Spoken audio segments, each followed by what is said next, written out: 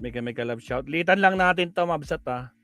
Kasi baka copyright tayo ni Pugante, mga Absat. Pero syempre, gagamitan natin ng pinagbabawal na teknik yan. Gagamitan natin to ng pinagbabawal na teknik na siguradong lusot tayo dito. Yun eh. Wait lang.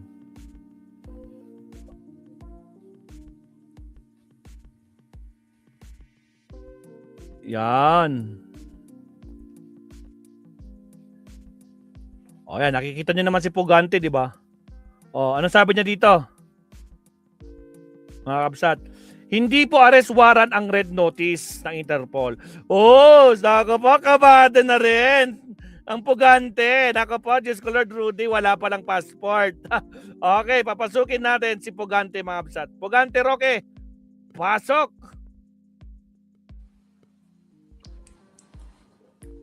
Magandang araw po sa inyong lahat. Oh.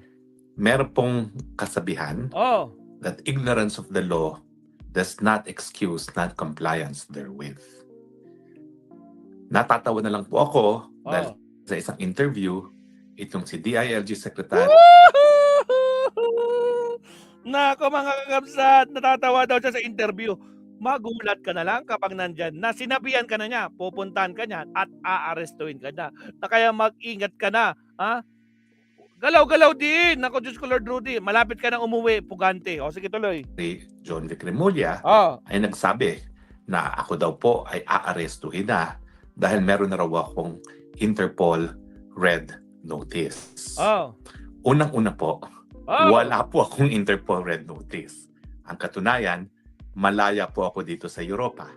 Alam po ng otoridad kung saan ako nakatira. Wow, malaya daw siya, mga kakabsat. Bakit parang wala ka doon sa birthday ni Digong sa Dahig?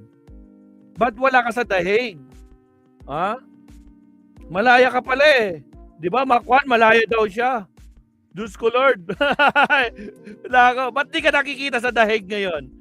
Ay, di ka makalabas daw. Bakit? Yung anong nangyari sa passport mo? Diyos ko Lord, pistado ka na ngayon, Pugante.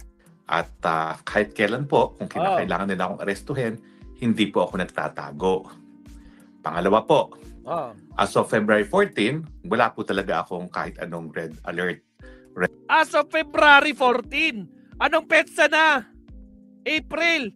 Abangan mo ang susunod na kabanata, Pugante. O, sige tuloy. Red notice galing sa Interpol dahil chinek ko po yan. Chinek ko po yan sa Austrian authorities, chinek ko po yan sa Czech authorities, chinek po yan sa Slovenian authorities. Wala po. At ang kadahilanan, ma'am, na ako'y kampante na wala po akong red notice galing sa Interpol ay noong 1 ng Disyembre, tinutulang ko po ang request ng gobyerno ng Pilipinas na ako nga po ay mailagay sa red notice ng Interpol.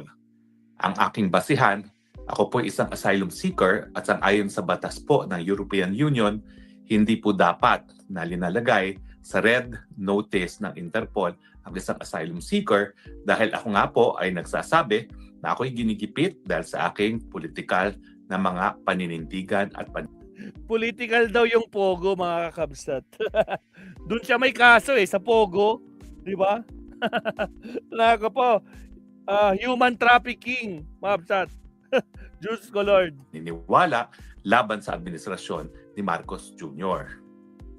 Now, bukod pa po doon sa pendency ng aking asylum, meron nga pong konbensyon. Ang tawag pa nga, Vienna Convention on the Rights of Refugees and Asylum Seekers. Dito po linagdaan ng mga bansa ang karapatan ng mga refugees at asylum seeker sa Vienna mismo.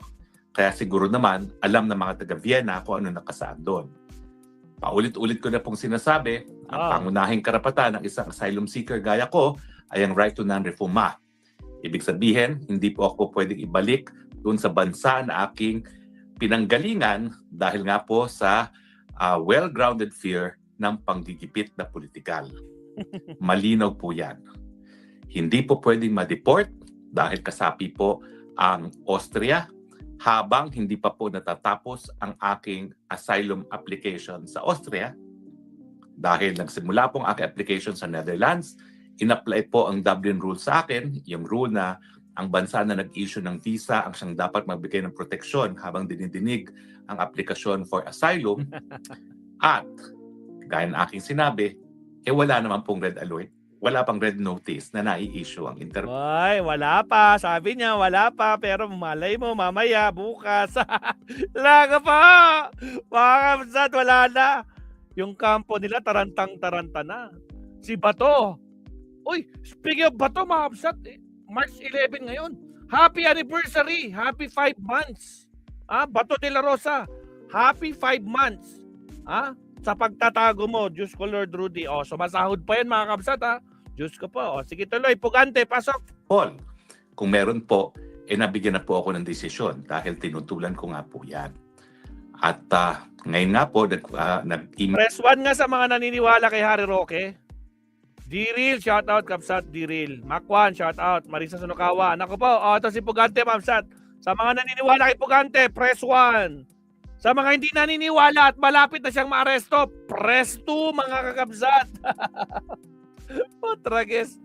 Lako talaga si Pugante, mga kakabsat. Diyos ko, Lord Rudy. Sige tuloy. Pila ko ng follow-up kasi nga naman, medyo may katagalan na nakabinbin yung ating oposisyon sa request ng gobyerno ng Pilipinas na mailagay tayo sa red notice ng Interpol. Naku po.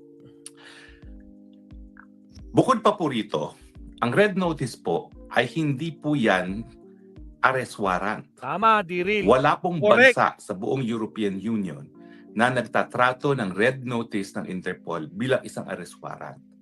Ito po ay isa ramang request na kung po pwede, provisionally, panandalian, arestuhin ang isang tao para ma-extradite doon sa requesting country.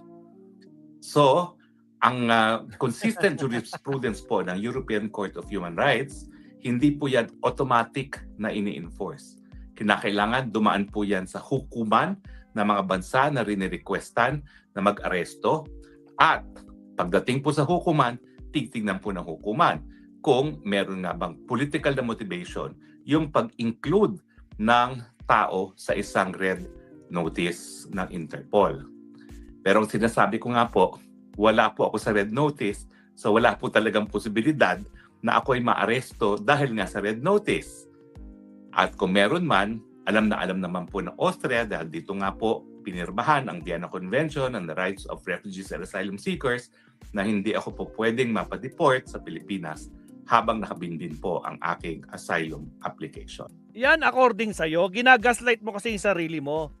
Pinapalakas mo yung loob mo. Pero sigurado, kabadong-kabado ka na. Baka hindi ka na natutulog. Kasi kapag gising mo, putragis, nandyan na. Andyan na yung Interpol sa pagmumukha mo. Diyos ko Lord, bilang na ang oras mo, Pugante. Sige tuloy. Hindi ko po alam kung anong motibasyon ni Secretary Remulla doon sa kanyang interview na aarestuhin na raw ako. Well, sa akin po, nagpapakita lang yan ng gross ignorance of the law. Alam ko po, hindi siya abogado, pero kung siya naman po ay magsasalita tungkol sa red notice ng Interpol, sana basahin muna ang rules, hindi lang po ng red ng Interpol mismo, kung hindi ang rules na rin ng European Union at ang batas Austria bago magdeklara ng isang bagay na imposibleng mangyari sa ngayon, ang pagpapaaresto at pagpapadeport sa akin. Ulitin ko po, naninindigan ako, wala pong kahit anong ebidensya, wala. Naninindigan ka nga, di ba? Kaya nga Pugante ka eh. Tragis na kapat ako, natakot yan. Nako po, takot yan. Diyos ko Lord Rudy, konti na lang, malapit na kayo magkita. Nako po, magsama-sama kayo ni Bato. Diyos ko Lord Rudy. Sige tuloy. Laman lang complainant laban sa akin dyan sa non-bailable na human trafficking. At ang dahilan nga kung bakit ako humingi ng asylum ay sinasabi ko na yung ganyang kaso na non-bailable ay isang kaso ng unjust prosecution. Agoy! Nakadulog pa po ako sa kalihim ng Secretary of Justice doon sa aking tinatawag na petition for review na aking karapatan na questionin yung naging finding ng mga piskal na sigurado po akong ginipit para ako ay kasuhan dahil kilala ko po yung mga yan. At nung kami nagdidinig pa, ma-attend pa ng mga pagdinig ng Huad Committee sa Kongreso, alam naman nila na walang kaebidensya laban sa akin. at least ebidensya na magsasabing Wala daw ebidensya eh. Bakit may probable cause at nakasuhan ka? Tanga! Diyos ko, Lord. Sino pinagloloko mo? Kamote ka. O sige.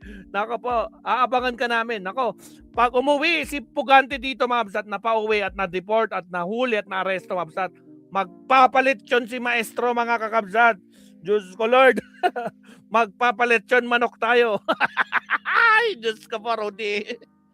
Nako ba, di Pugante, oh. Ginagaslight niya sarili niya, di ba? Pareho lang sila at lagi ni Cassandra Leong. Kaya nga, 'di ba? Partners in crime nga sila, 'di ba? Kamsat Diril. Diyos ko, Rudy. Si Pugante, mga kakabsat, pinapalakas yung loob kasi nako po, sukol na sila. Wala na silang takas. Nako po. Kaya sana makatulog ka ng mahimbing, ha, Pugante, ha? Siguraduhin mong nakakatulog ka. Ay, nako po, Diyos ko, Lord, Rudy. Tuloy. Nako po, patapos na tayo na, patapos na. dapat para sa probable cause o di naman kaya yung reasonable likelihood of a successful prosecution sa hukuman. Malinis po ang konsensya natin. Uy! Malinis na ang konsensya natin. Alak ng kamote. Sino naniniwala? Press 1 sa mga naniniwalang malinis ang konsensya ni Harry Roque. Press 2 sa mga walang tiwala. No? Anak ng kamote, sa dami ng ginawang kalokohan ito ni Harry Roque, sino naniniwala, Mabsat? Press 1 sa mga naniniwala kay Roque, press 2 sa hindi. Putragis talaga ito, mga Mabsat. No? Malinis na ang konsensya ni Harry Roque. Kailan pa? Saang banda? Successful prosecution sa hukuman. Malinis po ang konsensya natin. And as God is my witness, wala po akong Uy! Pati si God ngayon, witness mo na si God. O, sasagot si God. Ha? Pagkatapos yung kayo nila Digong, di ba? Di ba? Paano nyo pag-alis po, inaalipusta nyo si Laila de Lima noon. Happy anniversary, more years in jail, sinasabi mo pa kay de Lima. Ngayon, baliktad na ang mundo. Ikaw na ang nagtatago. Alak na kamoting Pugante to. Naka po, magpapalit yun talaga si Maestro kapag ito nakulong mga kabsat. Diyos ko, Lord, Rudy. O sige, tuloy. krimen. Kahit anong krimen na ginawa sa aking buhay. Maraming salamat po sa inyong tiwala. Maraming salamat po sa inyong patuloy na pagtangkilik. Agoy. Maging maingat po sa mga fake news. Kahit Nako sino po, pang mag-ingat sa fake news. Nasa panig nyo lahat yan. 10 out of 10. Nasa inyo lahat ng fake news. Walang katotohanan kahit isa. Diba? Diyos ko, Lord. Fake news daw, anak ng kamote. Nasa inyo yun. Kayo yun. Anak ng kamotes. Diyos ko, Lord, Rudy. napakalat. And gaya ng aking sinasabi, I love you, Philippines. You're the only country that I have. You're the only country that I love. Woohoo! God bless the Philippines. See you soon. Salamat po. Pugante, see you soon. Sige, tuloy tayo. Okay na tayo, Mabsat. Ako, nag-iyakan na magarapatan dyan. Again, shoutout sa 50 live viewers natin. At syempre, huwag kalimutan mag-like at subscribe. Ito si Harry Roque, talagang tarantang-tarantara, nagagaslighting na lang. Pinapalakas yung loob niya kasi alam niyang malapit na siya umuwi ng Pilipinas, Mabsat. Tapos na ang maliligayang araw mo, Pugante. Maiuuwi ka na. Kaya, sigurado mong mahimbing ang tulog mo, ha? Kasi papagising mo, may posas ka na. Anak ng kamote. O siya, subtopic ulit tayo, Mabsat. Again, maraming salamat. Like and subscribe tayo, Mabsat. Okay, subtopic ulit tayo. Here we go.